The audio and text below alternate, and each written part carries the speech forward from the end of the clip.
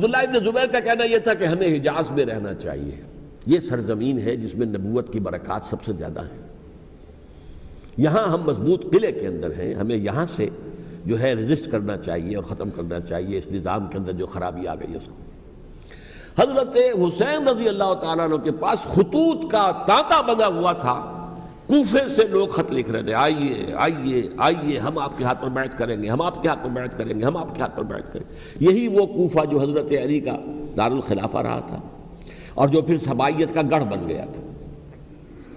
چنانچہ حضرت حسین نے حضرت مسلم بن عقیل کو بھیجا وہاں پر کہ میرے نمائندے کی حیثیت سے جا کر وہاں پر بیعت لو۔ 10-12 ہزار افراد نے بیعت کر لی۔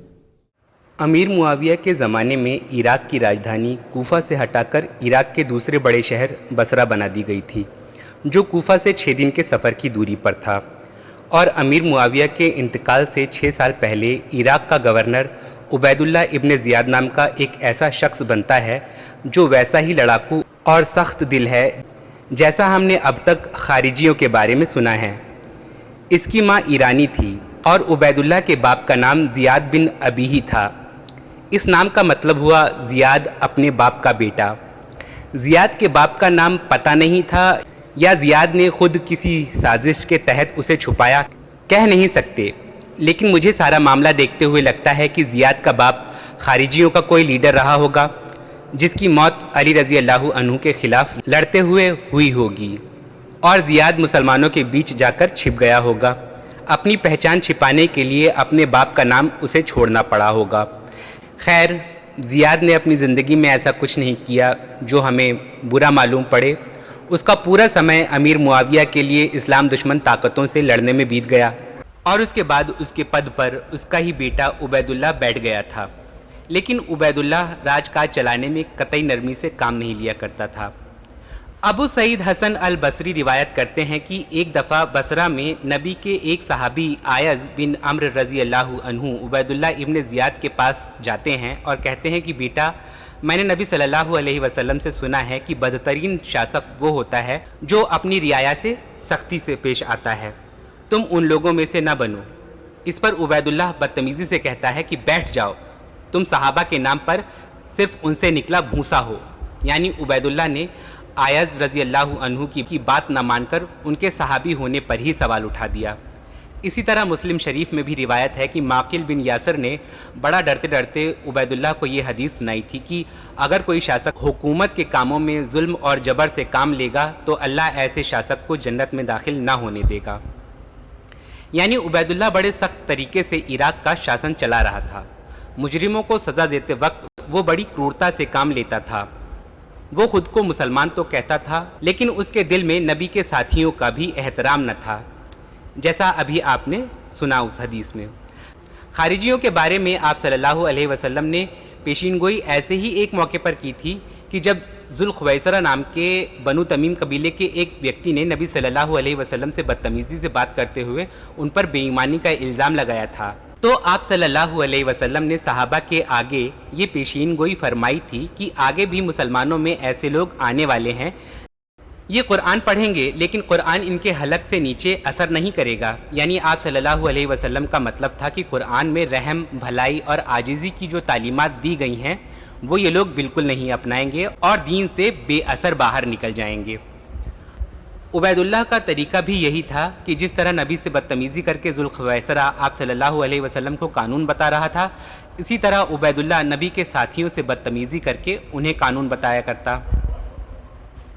عراق میں بسے نرم خو لوگوں کو عبید اللہ ابن زیاد بالکل پسند نہ تھا، جس کے ہاں چھوٹی موٹی غلطی پر بھی رحم کا کوئی معاملہ نہیں تھا، کیونکہ یہ نرم عادت کے لوگ جو علی رضی اللہ عنہ کی محبت میں کوفہ اور اس کے آس پاس آ بسے تھے، یہ لوگ قریب سے ان اکھڑ لوگوں کو بھی دیکھتے اور جانتے تھے جن لوگوں میں سے خارجی نکلے تھے، کیونکہ یہ بھی ان کے آس پاس ہی بسے تھے۔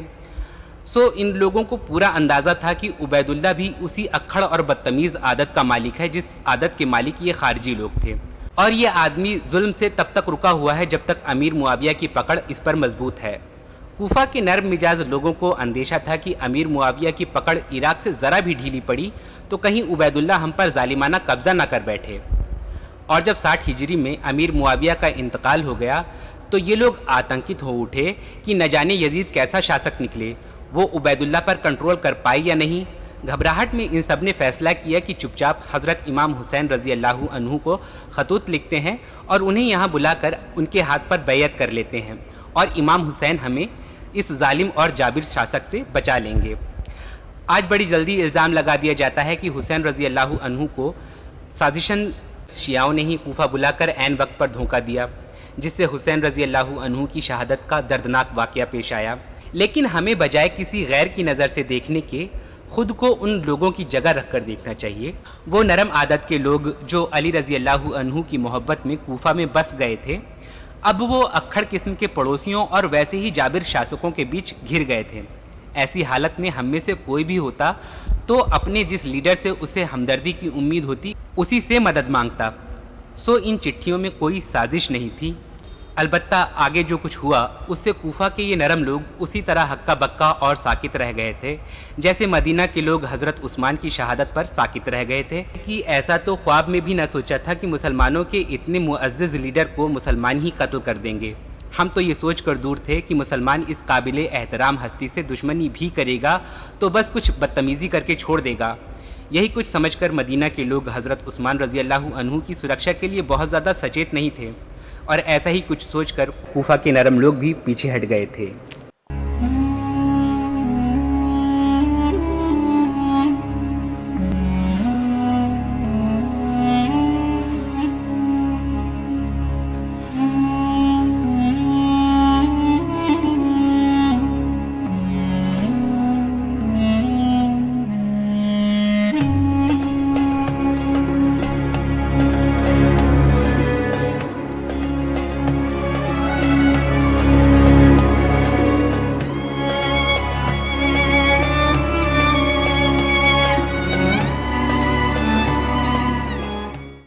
ابن زیاد نے آ کر جو تشدد کیا اور سختی کی تو سب کے سب بیعت توڑ کر اور سب منحرف ہو گئے۔ مخلصین تو وہ تھے نہیں، الکوفی لایوفی، کوفی جو ہے وہ تو کوئی وعدہ وفا کرنے والا ہوتا ہی نہیں، بیعت توڑ دی۔ فمن نقص فانما ينقص على نفسه، بیعت کے بعد بیعت توڑ دینا بہت بڑا گناہ ہے، توڑ دی۔